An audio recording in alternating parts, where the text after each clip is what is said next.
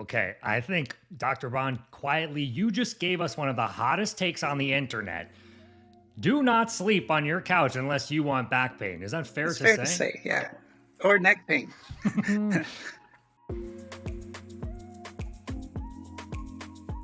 Hey everyone, it's Alex with Couch.com. Ultimately, we wanted to arm our viewers with the information or confidence to go couch shopping for the right couch for them, depending on their type of back or body style, the pain that they experience, and also what sitting style they have. And we have a very special guest today. This is about back pain and choosing the right couch when you have back pain. So who better to give us expert advice? His name is Bond. Dr. Bond, welcome to the show. How are you? I'm fine, thank you. Dr. Bond has been my personal chiropractor here in Los Angeles for a number of years now. I've referred a number of people to him. I think he has magic hands and a magic mind as well. And not everybody has a chiropractor that they trust like I do. If I'm real jacked up, I know exactly who to call and make an appointment with. That's you. I also have a Theragun, and I also have a product that you patented and invented yourself. You are an inventor.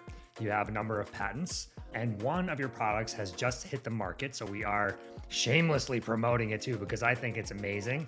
And it is aptly named the Bond Wand. Yeah. But tell us about how you got into being a chiropractor. Do you like being a chiropractor? Oh, yeah. I love being a chiropractor. In fact, I could think of nothing else I'd want to be. I originally was going to be a psychiatrist, but I couldn't deal with the people. People are really tough, aren't they? Yeah. A lot of people have back pain. So before we get into the part where we help people figure out what kinds of couch they might be looking for, what are some common reasons for back pain in general? Because I've been coming to you for years, and I've been doing this for years at the computer all day.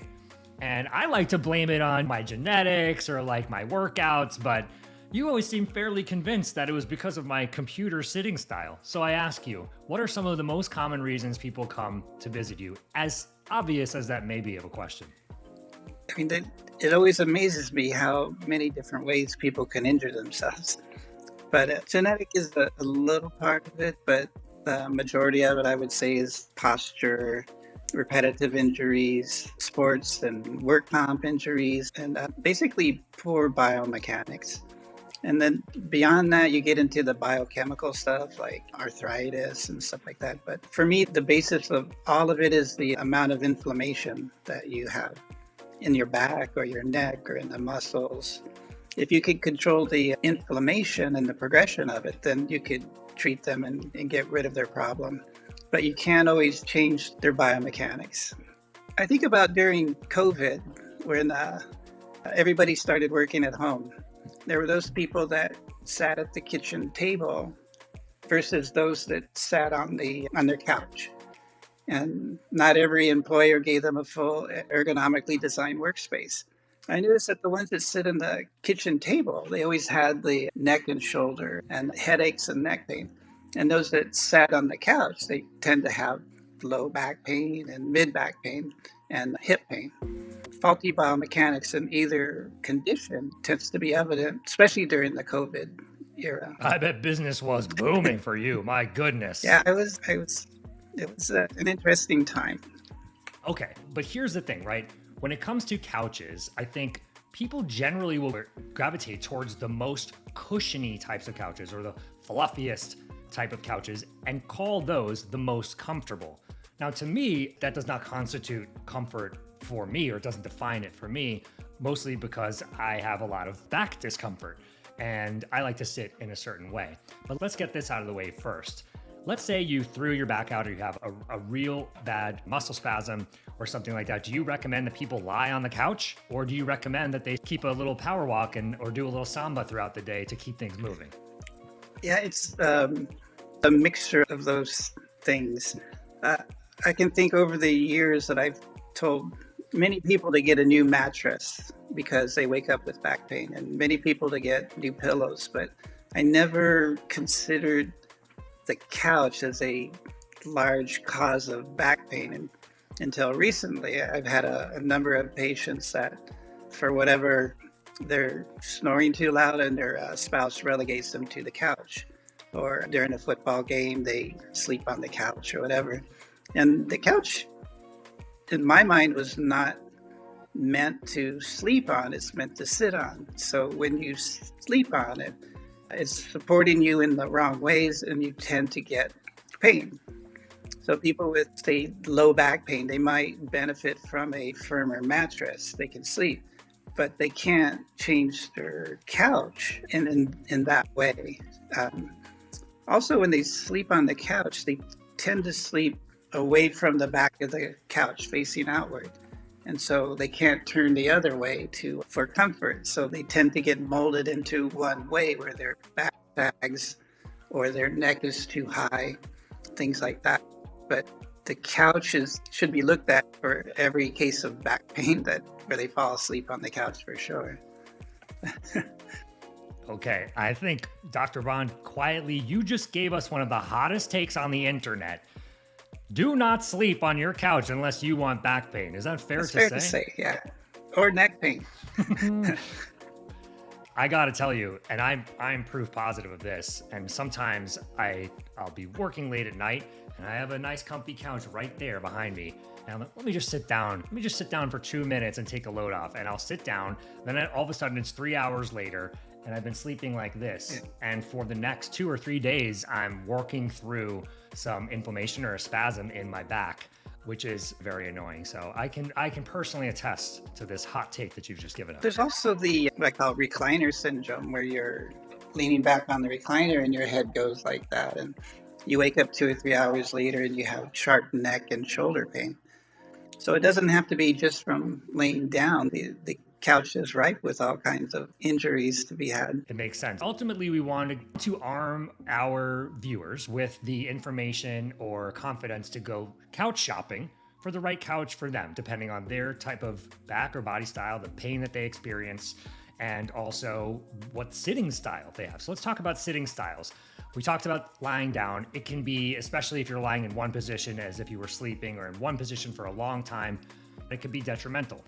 So what do you recommend as the best way to sit on a couch? How do you sit on a couch? Because one time I asked you how you sleep in a bed and you told me you use 17 pillows. And I'm telling you, I had those pillows around me. I have never sweated more in my entire life. So how do you sit on a couch, Dr. Bond? I try to keep the 90-degree rules. Your back and your knees and everything be somewhat 90 degrees, but a little bit more in recline. You want to have the length of the couch to match your legs so you don't sit too far away from the back of the couch. And of course, that lumbar support from the couch. But it's pretty difficult to sit in correct posture. You generally tend to slump. But the worst thing to do is to slump forward. Why is that? Your back, it has a primary lordosis, the curve of your back. And if you reverse that curve, then your muscles and your ligaments are not working at optimum length. Got it. So how do you sit on a couch? Do you even own a couch? Oh, yeah. I tend to get comfortable, but I do have a lumbar support. So I don't generally sleep on the couch, and I don't generally have a lot of pain on the couch because my knees aren't cutting in under my kneecaps on the couch, and my back is supported. What about recently, you may be aware of this very popular couch style called the cloud couch that the Restoration Hardware came out with. And really the concept is simple. It's cushioning that makes you feel like you're sitting on a cloud. It's the deepest, most cushiony, fluffy, unsupportive couch on the market by design.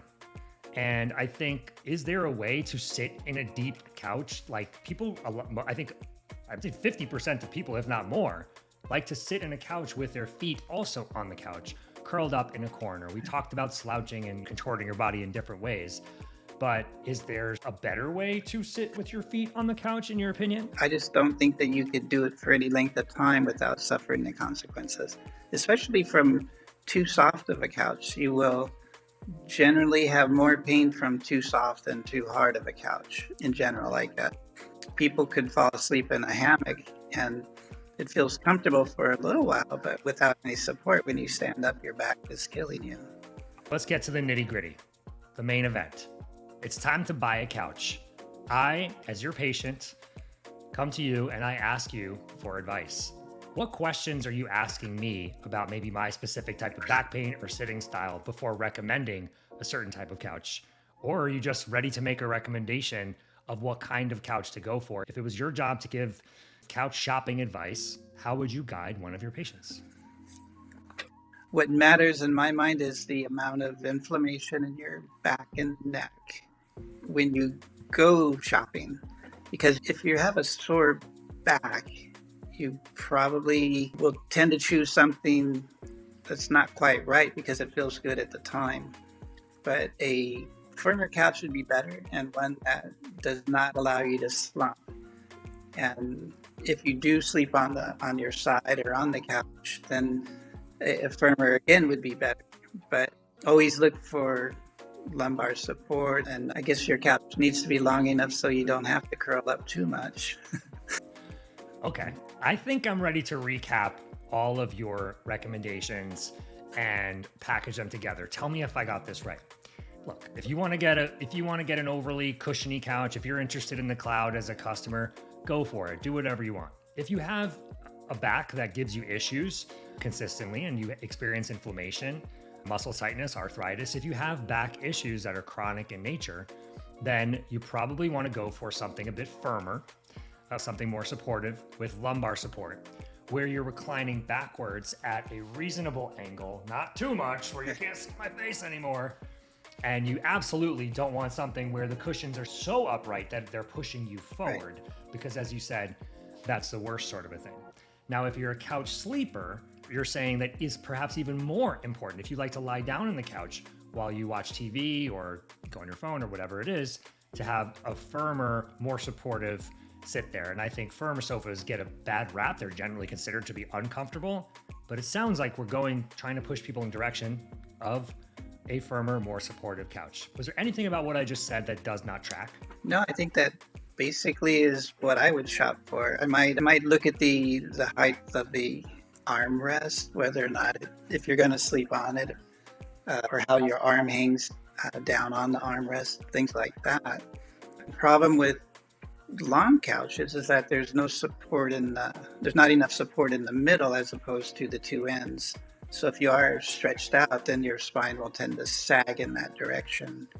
And you usually can't sleep on the same side all the time unless you get up and turn completely on the other direction. But yeah, a somewhat firmer couch, and not so hard that you develop pressure points from sitting on it. One thing I think you pointed out is that sleeping in one position for an extended period of time, let's say you are sick or you have the flu and you're at home all day long doing a binge watch on Netflix. It sounds like your recommendation would be every single episode of whatever you're watching, once it ends, you're doing a little flip and you're reversing your position. If you're lying this way, switch sides and go this way as much as possible, correct? Yeah, because if you stay in the same position, you turn around, you're just facing the seat cushions. And that wouldn't be very entertaining, would it? Yeah, but the other thing is, if you're binge watching, you're going to have back pain pretty much anyway. So what would you do if you were home with an illness that you had to recover from? What's your version? An expert back doctor. I would probably do. What would I you would probably do the same thing. I would sit for a while, and then I would lay down for a while. Then I'd switch sides for a while. And I've had patients where the television has been only in one direction, and so they can't turn like that, and that can also cause problems. But it's all related to the posture while you're sleeping or binge watching. It's interesting. I'll go to friends' houses sometimes and they'll have the TV here and they'll have two couches facing each other. So you sit down on the couch and you're looking like this. I'm like, I'm going to leave Dr. Bond's card here on the table before I go because they're going to need it. Yeah. There you go. Let's talk about that. Let's talk about some of the ways to remedy pain. And not everybody has a chiropractor that they trust like I do. If I'm real jacked up, I know exactly who to call and make an appointment with. That's you. I also have a Theragun, and I also have a product that you patented and invented yourself. You are an inventor. You have a number of patents, and one of your products has just hit the market. So we are shamelessly promoting it too, because I think it's amazing. And it is aptly named the Bond Wand. Yeah. So let's talk about the Bond Wand. Let's talk about Theraguns. And how do you make sense of it all? Would you recommend somebody use both? Let's talk about the Bond Wand first and explain what it is. What did you invent? The Bond Wand is a fascial stretching device. So it's use it to stretch the fascial lining of your muscles, and any contractions or what we call trigger points, you could use the Bond Wand, and hopefully you won't have to see a massage therapist every week, or even getting chiropractic as much as you normally would, because any type of muscle strain or tightness, you could use the Bond Wand. So tell us about the Bond Wand, and not just tell us, why don't you show us the Bond Wand, and I'm going to show you my Bond Wand as well, because I love it and use it all the time for my chronic back issues. So I'll show you mine if you show me yours. Here it is. Yep. Now, it looks pretty intense at first. Why don't we tell the good people watching exactly what's going on here, but you can use yours. Okay. I'm going to go ahead and... So basically, I wanted to be able to work or have a patient work on every part of their body with one device. In chiropractic, we have, like you say, a reputation. And our reputation is that we're considered one-trick ponies, that we do adjustments and that's all. But that's not true. We do a lot of muscle work, a lot of trigger point therapy, things like that. So what the Bond Wand does is you're able to work on all those trigger points with one device. And I made it so that it wraps around your forearm, so you don't have that trouble with your wrist. And you use the large muscles of your shoulder to apply pressure. There's a bunch of different attachments to it as well, depending on what you want to achieve. This one is my favorite one. What would you call this one? I just call it the convex thingy, you know. And this is the concave one. So if I wanted to work on, let's say, a trigger point, I would use a round one. I would use that handle on it and work pretty deep in the muscle. If I wanted to work on my neck, let's see, I can use the concave one. That one's amazing, yes. But the best thing, I think, is working your hip and your low back, as you say, with the convex one. You can apply a lot of pressure with any one of the attachments. You know what? I haven't tried that specific movement yet. And for me, that's a particular issue because I have a very long torso and I do a lot of like upper body workouts. I swear I work out my core a lot, but my mid-back muscles and hips have a lot to manage, and they often will spasm or just become inflamed. So that's really cool what you just showed. I like this one, the one with the little knobs on it. Oh, I call that one the shower head. What do you call it? Little knobby thing. But you can get right in there, right where that rib is, and it works really good to dig in there. It's also good on between your shoulder blades. There's even one that you can do that is just a roller.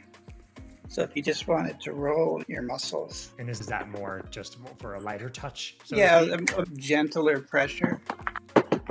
But the other thing is that you can use what I call the short bar. And